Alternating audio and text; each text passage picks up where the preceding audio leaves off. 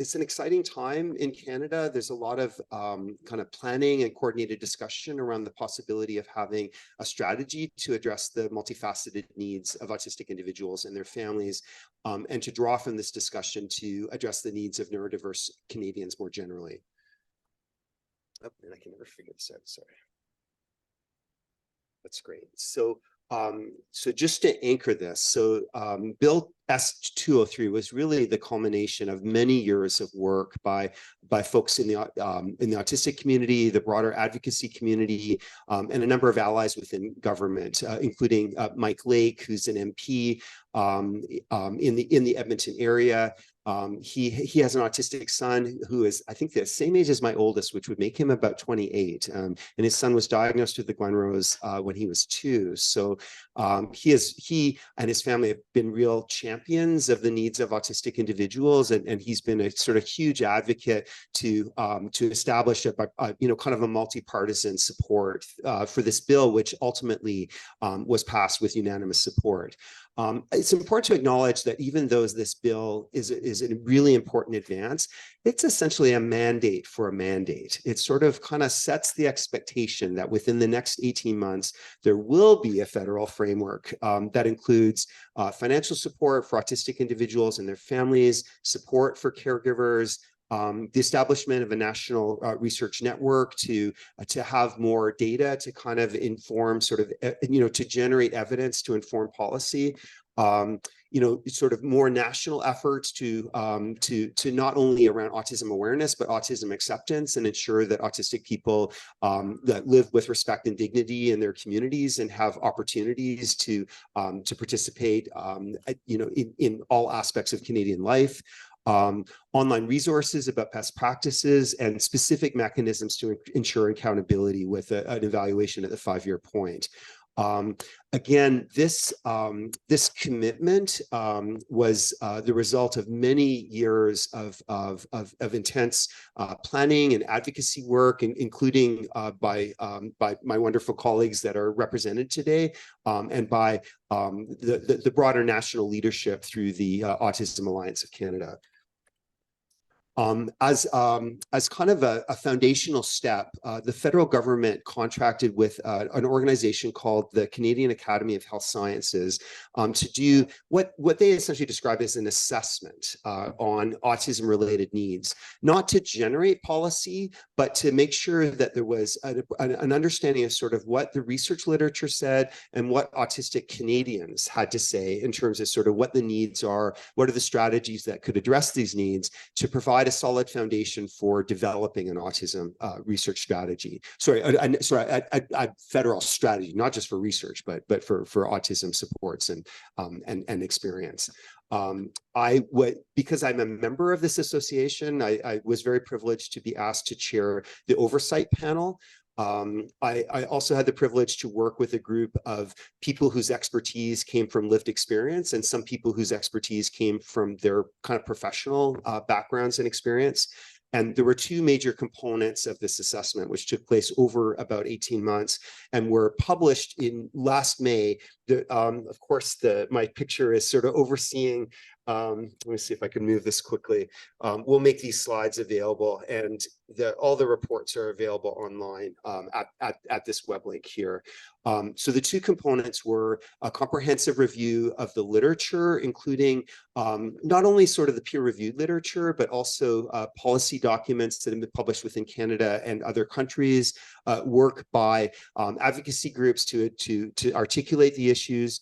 And then the second component was a broad stakeholder consultation that had many components, including bringing people together for virtual town halls, submissions from organizations, some online interaction to create multiple opportunities for people to share their perspectives related to what would be important for national policy. It was during the pandemic, so this was our oversight panel. I don't think we ever actually met in person. I want to acknowledge that David Nicholas was the chair of one of the major work groups around economic inclusion. There was representation from across the country and across a diverse kind of professional and lived experience backgrounds, including autistic individuals as well as family members. There was a lot of, you can imagine among such a diverse group, both within the oversight panel, sort of in the broader stakeholder consultation, it was important to acknowledge that there are different lenses that people think about autism and autism experience through.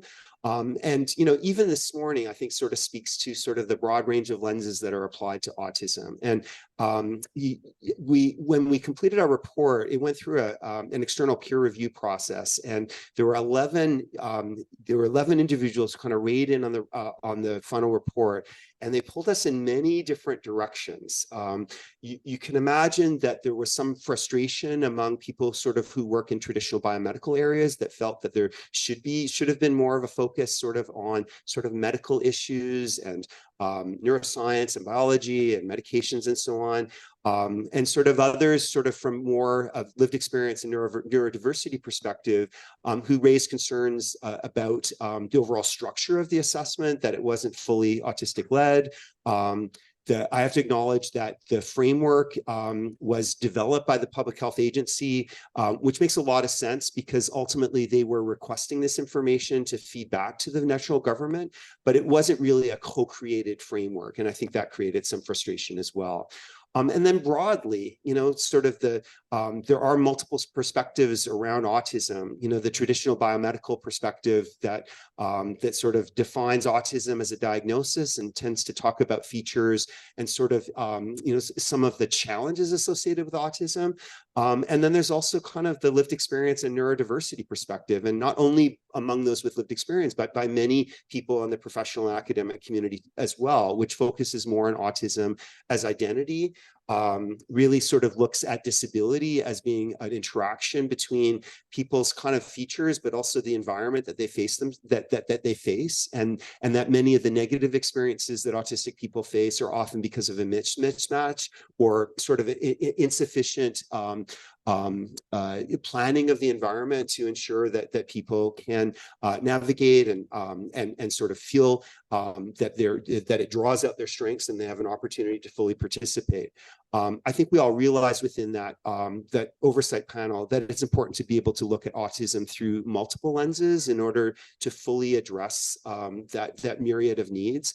And you know, honestly, chatting with Nicholas, who spoke at the end, he has a really good way of framing it, that if we sort of put aside our theoretical frameworks and sort of think about autistic individuals and their strengths and their needs, and making sure that we have a comprehensive approach that's really centered in those strengths and needs, that we can kind of get past some of these kind of more ideological differences. But you can imagine that in open public forums and sort of, you know, kind of in other steps along the way, like through the peer review, there were some tensions in terms of different worldviews around autism and the related priorities.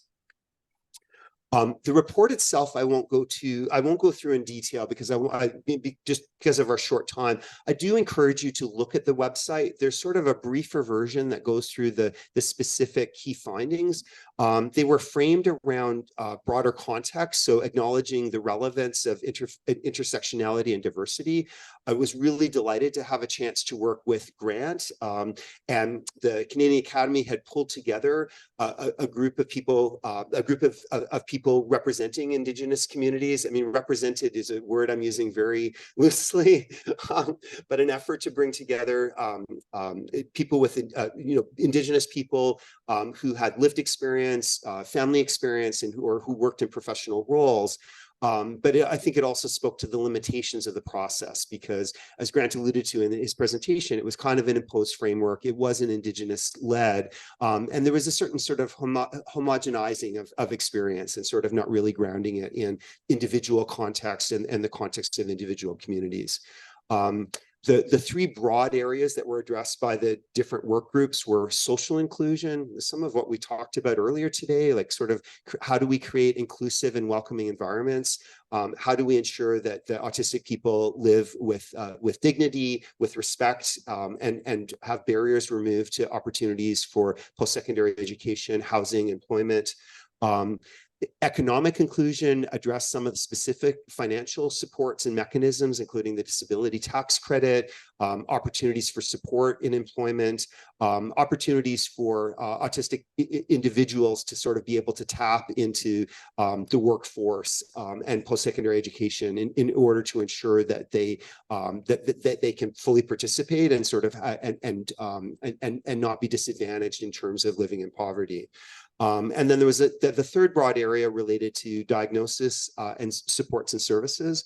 I think that, you know, one of the main points that came out of the group was that we have a real, there's a bit of a mismatch in terms of our capacity to provide diagnosis across the lifespan. We struggle with it in pediatrics. It's really difficult for adults. I mean, there's very few adults right now who can access a publicly funded diagnosis. And thinking about what we need to do to support the workforce and have a more creative and flexible approach that includes multiple pathways to diagnosis, rather than thinking of a one-size-fits-all approach. And then some specific ideas around positioning this for maximal impact, but recognizing that the role of this report was to describe the evidence and stakeholder perspectives, but not to actually generate the policy. I've alluded to some of these challenges along the way. The fact that it was really just a first step and did not include specific recommendations. I've alluded to some of the polarized views around stakeholder groups. You can imagine this at a number of levels. I thought that Jessica, you know, navigated this really thoughtfully and respectfully this morning. You can imagine sort of that among a mixed leadership group, there were very strong views in many different directions around early intervention, for example. Sort of the tension between the priority of ensuring sort of broader and more equitable access for early supports and services, and also concerns about the historical impact of ABA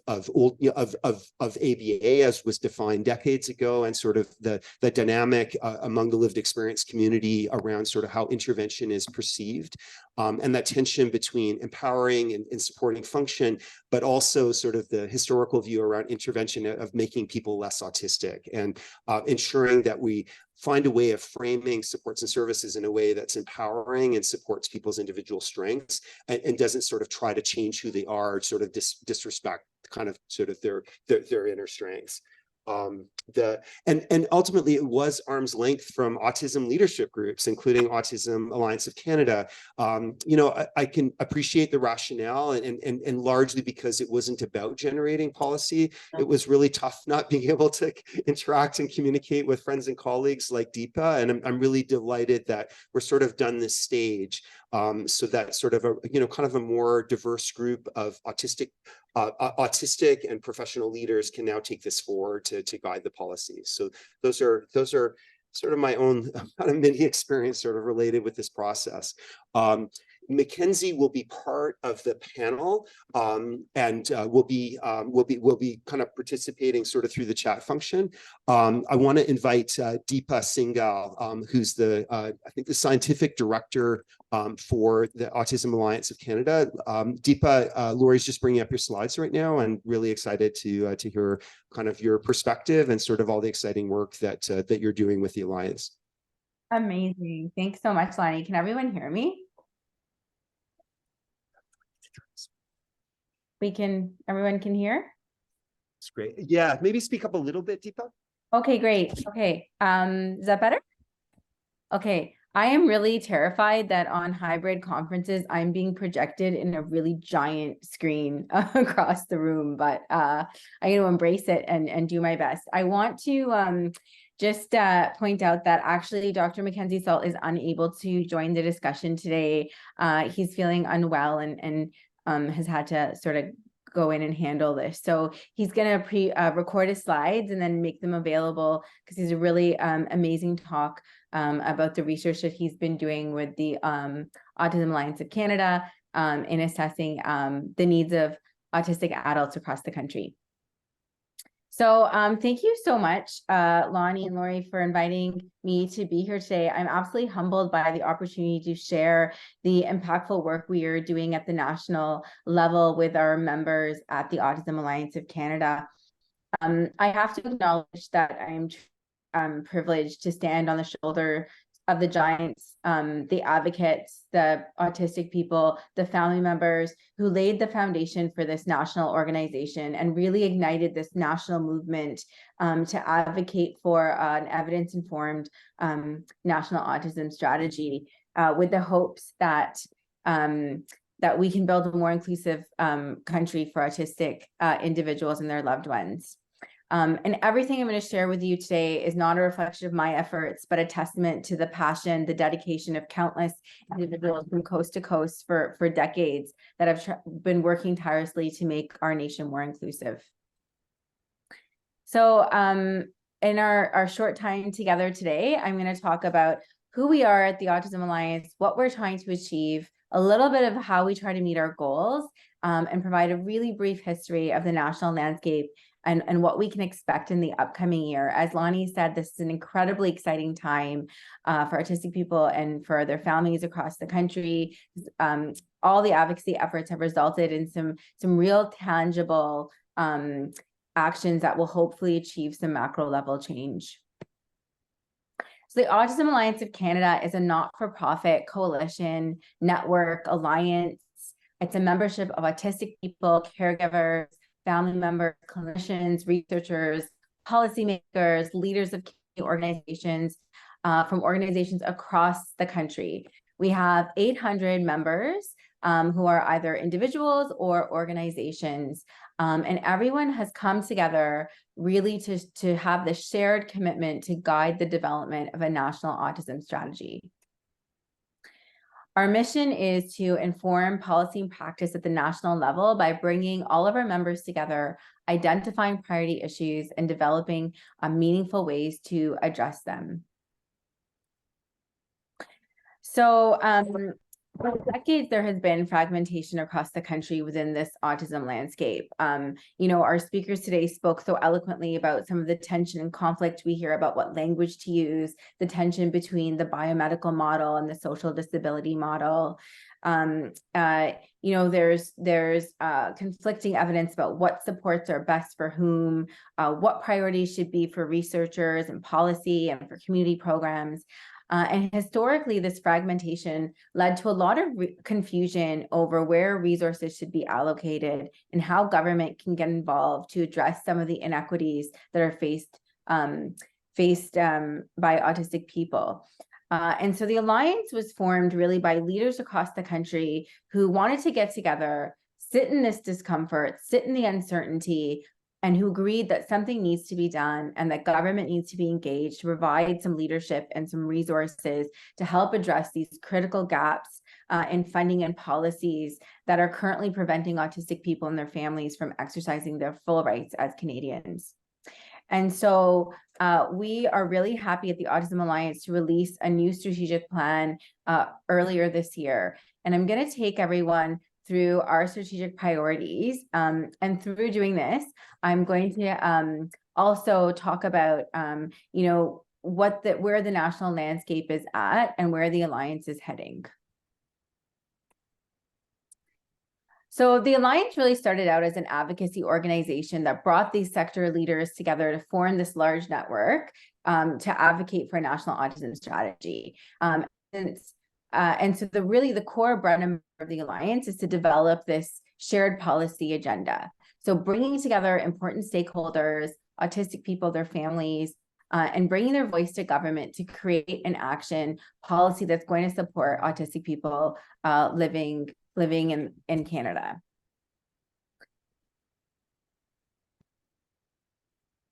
And so one of the fundamental actions that was taken by Alliance leaders and our founding members was the development of this report called Pay Now or Pay Later, Autism Families in Crisis in 2007, that was led by senators and presented to the Standing Senate Committee on Social Affairs, Science, and Technology. And what this report did was it highlighted the gaps, the inequities, the fragmented systems that support autistic individuals and their families, and outlined a call for action that the federal government should develop a national autism strategy to support families and help decrease some of these gaps that we see.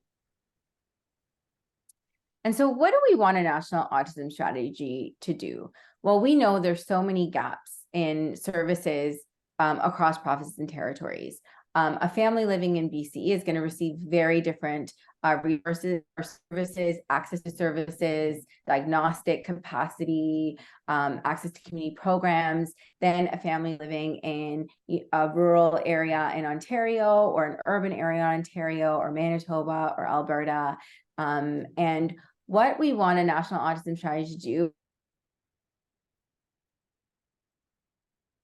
across the country so that autistic individuals can have services that meet their needs regardless of the postal code that they live in.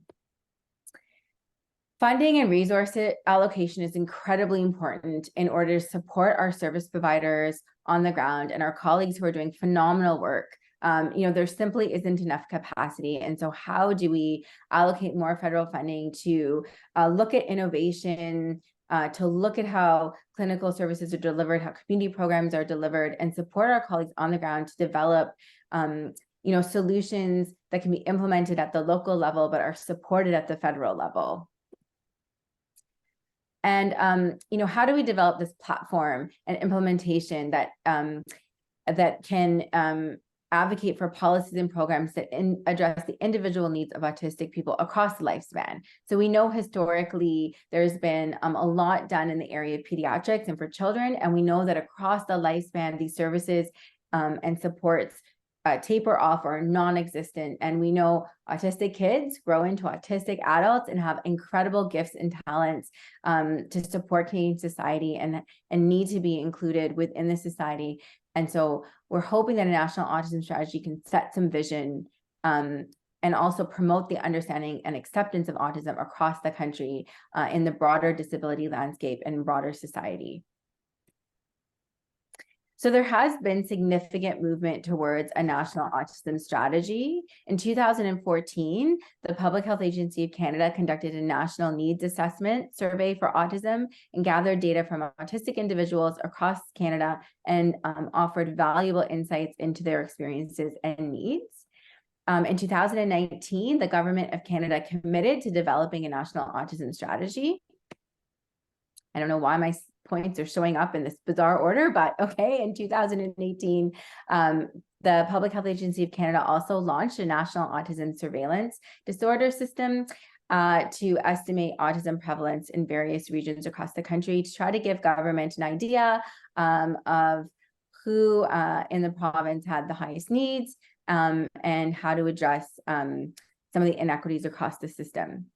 And then Lonnie nicely articulated the results and the process of the reports that he led and chaired from the Canadian Academy of Health Sciences that was very much intended to help inform the development of a national autism strategy.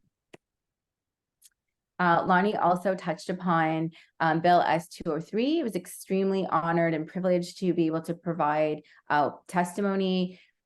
We mobilized our membership across the Alliance to help put input into this bill, to testify for the importance of this bill. And really, as Lonnie touched upon, there's a lot of work to do, but this bill provides accountability measures for the Minister of Health to work across government to develop a national autism strategy that's really going to convene provinces and territories to enhance some of those, to enhance and fill the gaps that we see in service delivery across the country.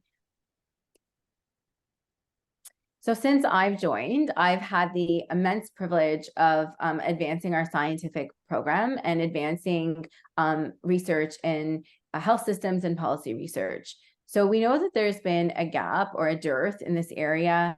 The folks in this room have done an incredible job in championing research in this area throughout the country. But a lot of work still needs to be done on how to get evidence to policymakers so that the decisions that are made at the macro level or at the provincial level or at the territorial level are actually made on evidence as opposed to political ideology or people's belief systems or stereotypes.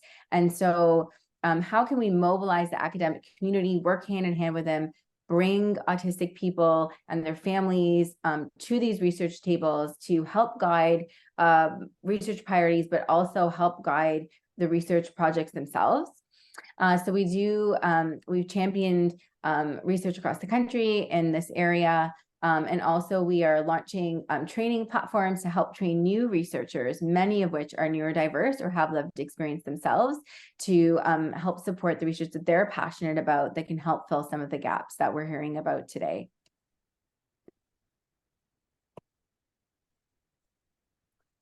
So our third strategic priority is continuing to facilitate that collective impact that makes the Alliance so special. So bringing together people from different sectors, different areas across the country to solve some of these real life problems. Our leadership team, our board, who's comprised of sector leaders across the country, persons with lived experience, caregivers, participate not only in initiatives within the autism landscape, but also the broader pan-Canadian disability landscape to help align sectors so that we can increase inclusion for autistic people, but also folks with neurodevelopmental disabilities as well. So what do we expect in the upcoming year? Well, as Lonnie alluded to, we're in a historic policy window, and there's some exciting changes that are coming about. We're really, really hoping that the federal government is going to announce a national autism strategy, which is currently under development by the Public Health Agency of Canada. And we've been working closely with our colleagues there to ensure that this strategy is going to meet the needs of autistic Canadians and their families.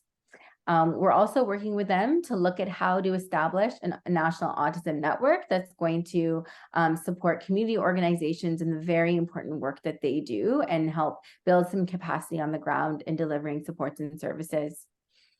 I'm really proud of the work that we do at the Canadian Autism Leadership Summit, which is a meeting that brings together our members and organizations and individuals across the country. We hold it in Ottawa in April every year. This year's Leadership Summit will be held on April 17th to 19th in Ottawa, and I invite anyone who's interested to get in touch with us and see how they can participate. We've got working groups, we've got advisory groups, we've got projects happening across the country that we would love support and involvement from. Last year's Leadership Summit brought together international policy experts. We're currently undertaking a review of international national autism strategies. So countries who have developed their own national autism policies, and we are looking at best practices that these countries use that Canada can learn from. And it's a really informative sessions, really collaborative working groups that are coming out of this and are taking, projects that can really have some impact on the ground in their own organizations. Our membership is growing. We have 800 members. We are really excited about the reach that we can have and the involvement we can have from the community. So if anyone is interested in learning more, please feel free to reach out and check out our website. Becoming a member has some benefits. We can advocate with a strong collaborative voice. We need your voice. We need to have your participation to keep momentum going for this historic policy window. There's opportunities to participate in working groups and communities of practice. And we keep our members informed by newsletters and various social media mechanisms. So thank you so much for the opportunity to present who we are and some of the work that we're engaged in.